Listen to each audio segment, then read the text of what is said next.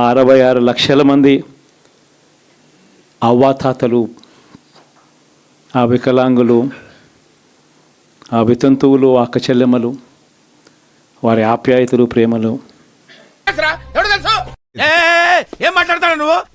భవిష్యత్తు ఉండాలి అని 54 లక్షల మంది అమ్మలకు అమ్మఒడి.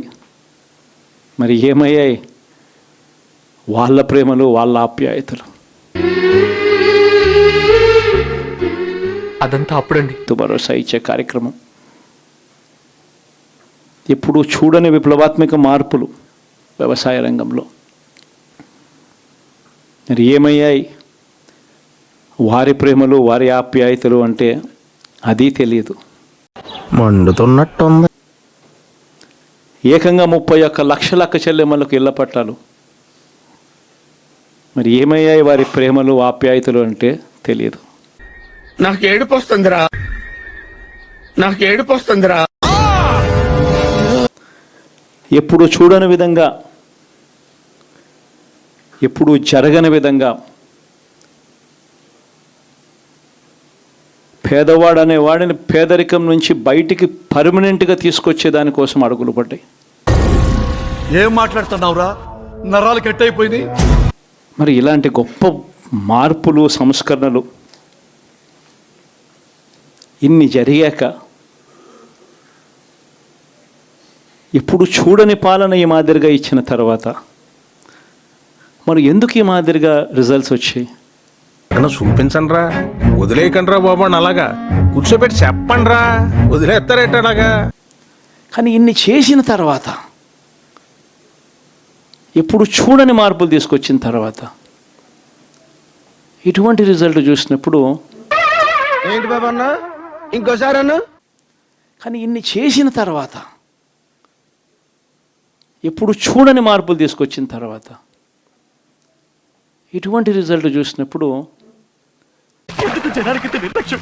ఎవరికి పద్ధతి లేదు, ఎవరికి బాధ్యత లేదు, ఎవరికి జాలి లేదు. మనం చేసిన మంచి బ్రతికే ఉంది. విశ్వసనీయతకు అర్థం చెబుతూ జగన్ ఏదైనా చెప్పాడు అని అంటే మాట తప్పడు, మాట మీద నిలబడతాడు, మాట తప్పని పాలనే తాను ఇచ్చాడు అన్న విశ్వసనీయతకు అర్థం చెబుతూ మనం అందించిన పాలన కూడా ప్రజలు మర్చిపోరు.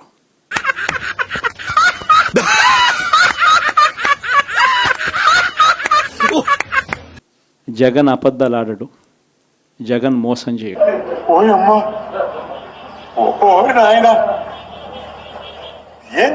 అనిపించవచ్చు కూడా, మరీ జగన్ ముక్కుసూటి మనిషి, మరీ జగన్ రాజకీయాలలో మరీ నిజాయితీగా ఉంటాడు, ఇంత నిజాయితీగా ఉండడం కరెక్ట్ కాదేమో అని. మాటతో లేచి 2 జేబుల్లో చేతులు పెట్టుకుని నడుచుకుంటూ వెళ్ళిపోతున్నాను. నేను ఎక్కడికి వెళ్తాను కూడా నాకు తెలియదు. కానీ ఒకటే చెప్తా ఉన్నా, ఓడిపోయిన పర్వాలా, అధికారం కోసం అబద్ధాలు చెప్పడం, అధికారం కోసం మోసం చేయడం ధర్మం కాదనే, న్యాయం కాదనే జగన్ ఎప్పుడు నమ్ముతాడు.